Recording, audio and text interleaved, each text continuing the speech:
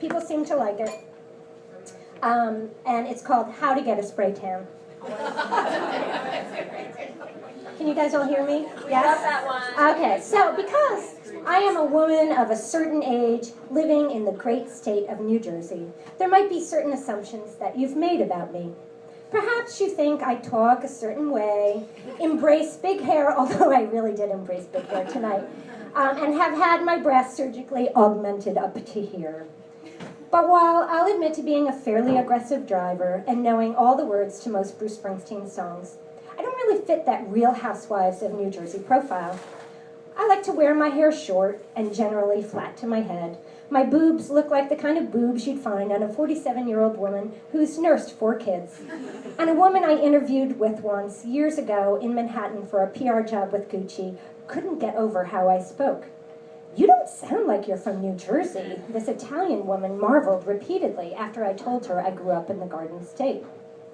But there is one thing about me that kind of fits the Jersey Shore profile, and that is my penchant for tanning. And obviously, I'm in full Jersey mode right now because I am so tan. It just makes everything better. Middle-aged, belly fat, wobbly arms, and a face left pale by cold and snowy Jersey winters.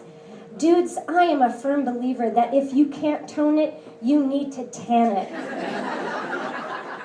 And I've embraced this notion since I was a teenager, when I returned home from a 2-week stay at my parents' condo in Boca, which is so Jersey, and garnered attention not only for my deep tan, but for my overall attractiveness level.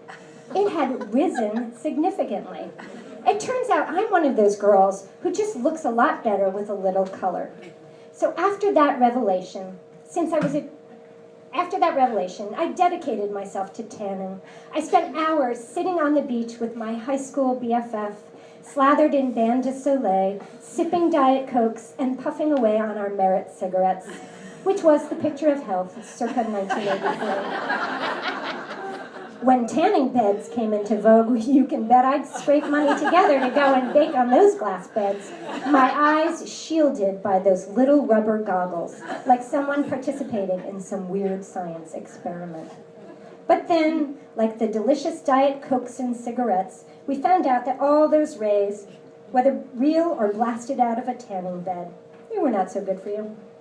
So when a spray tan place opened up in town 10 years ago, I was an early adopter. I quickly adjusted to standing in just a paper thong and a hairnet in front of another woman while she instructed me to bend to move my leg this way and that. And then she had me turn around and bend over just to avoid that dreaded ass wrinkle. I'm kind of sorry I know about these things. So now, you don't have to go au naturel. You can wear a bra and underwear or a bathing suit, but I mean, if I'm getting tan, I'm getting tan. So I visited the nice ladies at the spray tan place in anticipation of my Florida ladycation not long ago, because you could be sure I didn't want to hit the beach fresh off the brutal winter weather. I really needed something to tone down those big blue veins on the backs of my legs. And really, I consider this a public service. So here's the difference between getting spray tanned when you're 47 as opposed to a decade ago.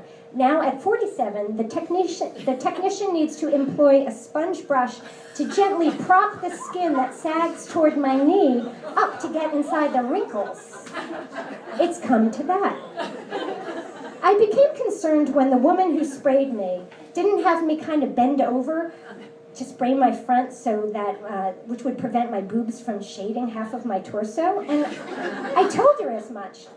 So she walks over to me, and one at a time, kind of lifts up my boobs and sprays under there. "Wow," I told her. "That's the most action I've had in ages."